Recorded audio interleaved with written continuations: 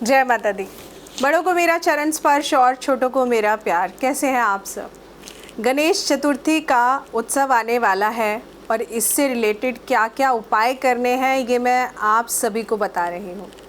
और मैं पूरी आशा करती हूँ कि मेरे पुराने वीडियोस में जो भी उपाय मैंने आप लोगों को बताए हैं वो आप लोगों ने ज़रूर किए होंगे और उनका लाभ भी आप लोगों को ज़रूर मिला होगा। जब भी ऐसा होता है, चाहे आपको बेनिफिट हो या ना हो, तो प्लीज़ एक बार कमेंट सेक्शन में बताया ज़रूर करिए, क्योंकि ऐसा करने से बाकी लोगों को भी इंस्पिरेशन मिलती है। हर कोई कुंडली एनालिसिस में बिलीव नहीं करता, हर कोई नहीं कराता है, लेकिन कुछ लोग हैं जो सिर्फ ये सोचते हैं अरे यूट्यूब पे सुन के कर लेते हैं तो उपाय कहीं ना कहीं उनको बेनिफिट मिल जाएगा। तो देखिए, हम लोग जो भी उपाय आप लोगों को बताते हैं, ये उपाय हम लोगों ने ऑलरेडी किए होते हैं या कराए होते हैं, लेकिन हम ये नहीं जानते हैं कि आपकी जन्म कुंडली में कौन सा ग्रह अच्छा है, कौन सा ग्रह खराब है।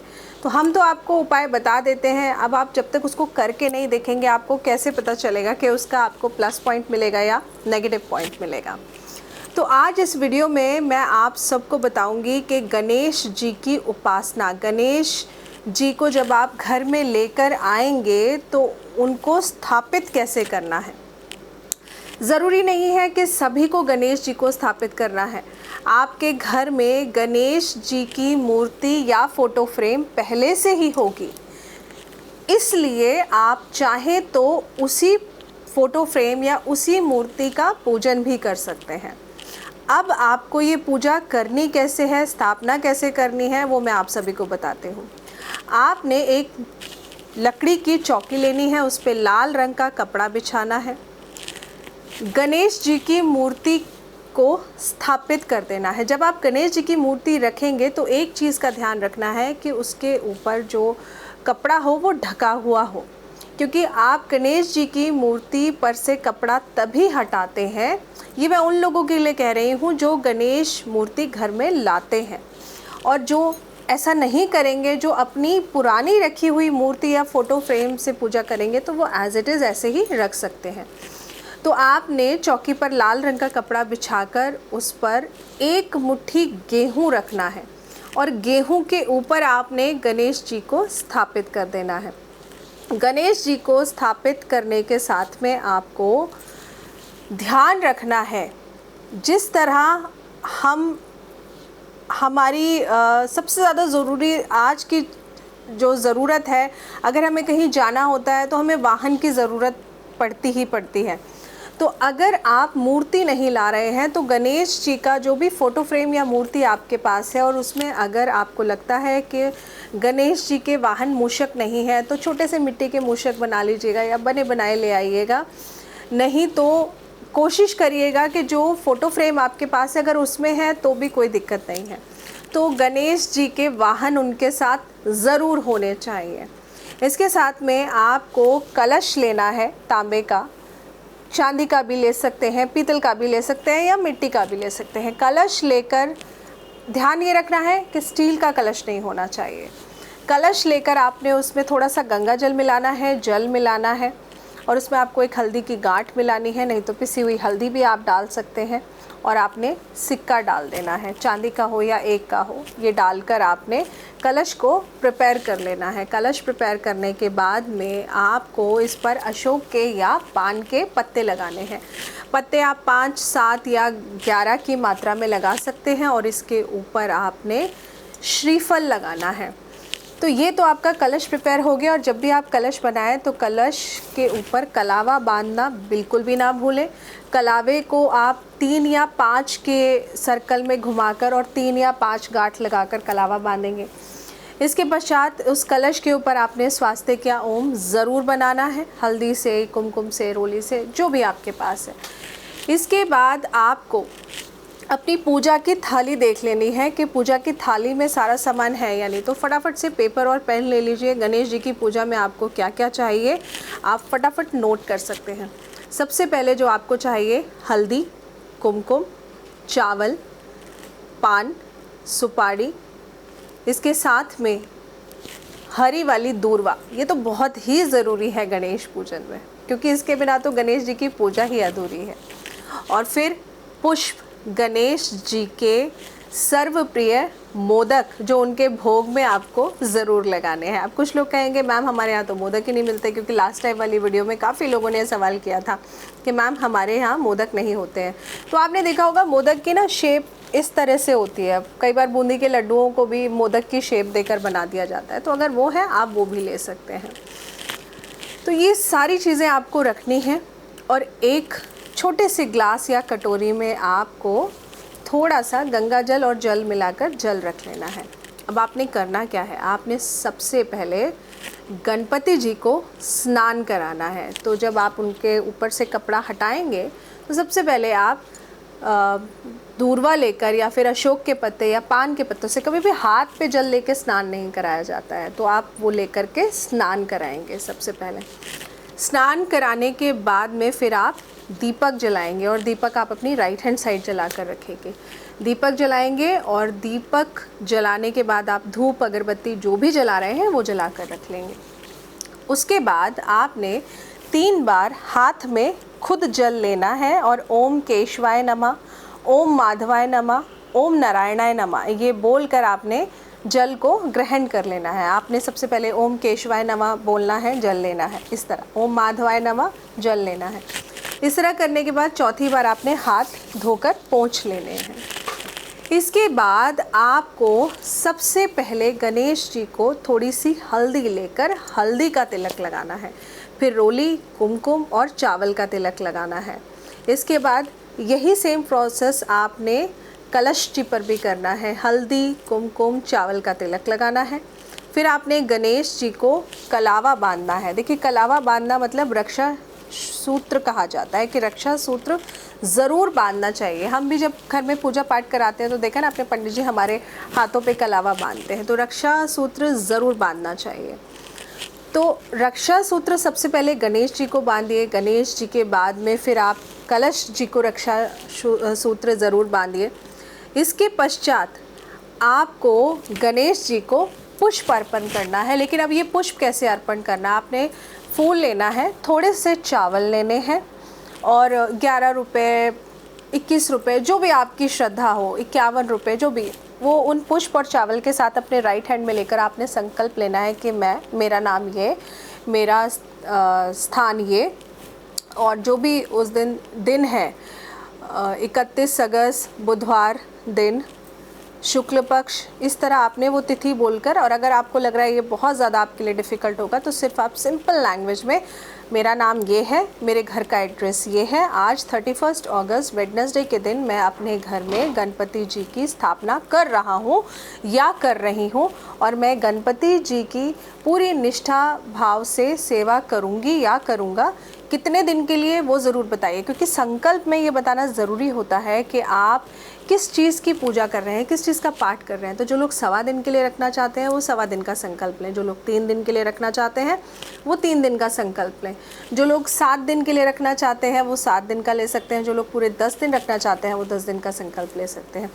तो इस तरह आपने संकल्प लेके फिर माथे से इस तरह टच करके और वो चावल और पुष्प आपने गणेश जी के चरणों में अर्पण कर देना है। फिर आपने कलश पे भी पुष्प और चावल माथे से टच करके वहाँ अर्पण कर देना है। इसके बाद फिर आपको शांति से गणेश जी के वाहन की पूजा करनी है।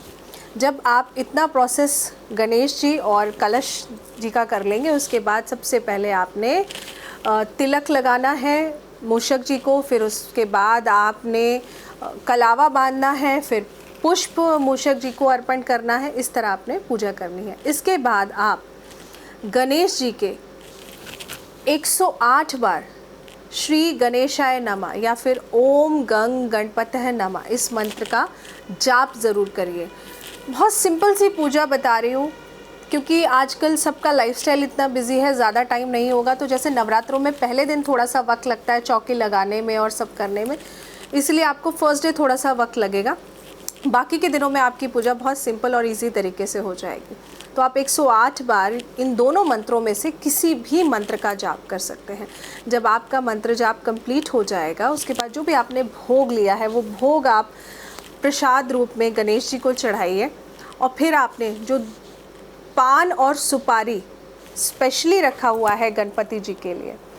पान सुपारी गणपति जी को, 2 पान लीजिए, उसमें सुपारी रखिए। सुपारी रख कर के आप गणपति जी को सबसे पहले भोग लगाइए, गणपति जी को चढ़ाइए और वो चढ़ाने के बाद में फिर आपको गणपति जी की जो सर्वप्रिय दूर्वा है वो दूर्वा अपने माथे से टच करके जो भी आपकी विश है वो विश बोलते हुए कि गणपति जी हे विघ्नहर्ता, हमारी ज़िंदगी में ये कष्ट है या ये हमारी विश है, इसको पूरा करिए। तो ऐसा करके आप गणेश जी के चरणों में उसको रख दीजिए। चरणों में रख दीजिए या फिर आप उनके सिर पर भी रख सकते हैं या उनके हाथ पे भी आप रख सकते हैं, ये आपकी चॉइस है। इसके बाद आपको जो ध्यान देने वाली बात है वो ये कि जो भी चीज़ें आप गणेश जी को चढ़ा रहे हैं वो सारी चीज़ें आप उनके वाहन को भी ज़रूर चढ़ाएं। तो थोड़ी सी दूर्वा और पान के पत्ते पे सुपारी वो भी आपको ज़रूर चढ़ानी है। जिन लोगों को पान के पत्ते इजीली नहीं अवेलेबल हो पाएंगे, जो कहेंगे कि मैम नहीं होगा, तो कोई बात नहीं, लेकिन आप घास ज़रूर चढ़ाइएगा, दूर्वा ज़रूर चढ़ाइएगा, क्योंकि वो मुझे लगता है बहुत इजीली आपको मिल जाएगी। तो वो दूर्वा घास आपने ज़रूर चढ़ानी है। और एक बात का ध्यान रखिएगा कि जब भी आप दूर्वा घास लेकर आएँ, तोड़ कर लाएँ, तो उसको पहले धो लें। धोने के बाद गंगा जल छिड़क कर उसको पवित्र कर लें, उसके बाद ही आप गणेश जी को अर्पण करें।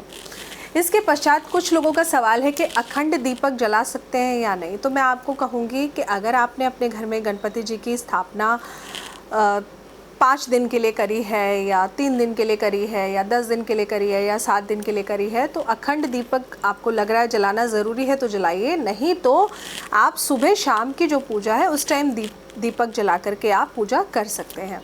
अखंड दीपक जलाना ज़रूरी ऐसा मैं नहीं कहूँगी, क्योंकि अगर जन्म कुंडली में गुरु ग्रह खराब होता है और आप घर में अपने अखंड दीपक जलाना शुरू करेंगे तो आप देखेंगे जितने दिन घर में अखंड दीपक जलता है उतने ही दिन ही घर में लड़ाई झगड़ा और कलेश होता रहता है। तो ये आप अपने जन्म कुंडली के अनुसार देख लीजिए। अगर आपके जन्म कुंडली में गुरु ग्रह खराब नहीं है, हस्बैंड वाइफ की कुंडली में गुरु ग्रह अच्छा है, तो आप अखंड दीपक जला सकते हैं। नहीं तो ऐसा कुछ मैंडेटरी नहीं है कि अखंड दीपक जलाए बिना पूजा नहीं की जा सकती है। तो सुबह जब आपका मंत्र जाप कंप्लीट हो जाएगा, भोग भी आपने अर्पण कर दिया, तो जब आप भोग वहाँ से उठाएंगे, एक बात का ध्यान रखिएगा, कई बार हम क्या करते हैं कि भोग वहीं पे रखा रहने देते हैं, लेकिन जब आपकी पूजा समाप्त हो जाती है तो उसके बाद ही भोग को वहाँ से हटा देना चाहिए। भोग वहीं पर रख कर नहीं रखना चाहिए। फिर आपको जो भी डिस्ट्रीब्यूट करना है, बांटना है, जिस जिसको देना है वो दीजिए आप। तो भोग जब भी आप हटाएंगे तो जो चीज़ें भी आपने रखी हैं, फल रखे हैं, मिष्ठान रखे हैं, मेवे रखे हैं, उसमें से एक एक भोग आप गणपति जी के नाम का, जैसे एक केला आपने निकाल लिया, एक सेब आपने निकाल लिया है ना, और एक मिठाई आपने निकाल ली, ये एक एक चीज़ आपने ज़रूर निकाल के रखनी है। देखिए मैंने एक बोला है, आप अगर ज़्यादा निकालना चाहें तो आप ज़्यादा भी निकाल सकते हैं। तो एक एक चीज़ निकाल कर आप इसको रख लीजिए, एक कटोरी या प्लेट में रख के उसको गणेश जी के पास ही रखा रहने दीजिए, लेकिन ढक के रख दीजिए, खुला मत रखिए। और फिर शाम के समय आपने गणपति जी का पूजन में सिर्फ दिया जगाना है और आरती करनी है। आपने शाम को दोबारा से स्नान नहीं कराना है। स्नान का प्रोसेस आपका सिर्फ मॉर्निंग में रहेगा और शाम को जो मंत्र आपने सुबह पढ़ा है, शांति से टाइम निकालकर 5-10 मिनट लगते हैं 108 बार जाप करने में। मंत्र भी बहुत छोटे हैं, तो आप इनमें से दोनों में से कोई भी मंत्र जो भी आपकी इच्छा कर रही हो उसका जाप आप शाम को करने के बाद आरती कर लीजिए। आप चाहें तो गणेश चालीसा का भी पाठ कर सकते हैं, लेकिन अगर गणेश चालीसा पढ़नी हो तो सुबह के समय पढ़िएगा, शाम को मत पढ़िएगा।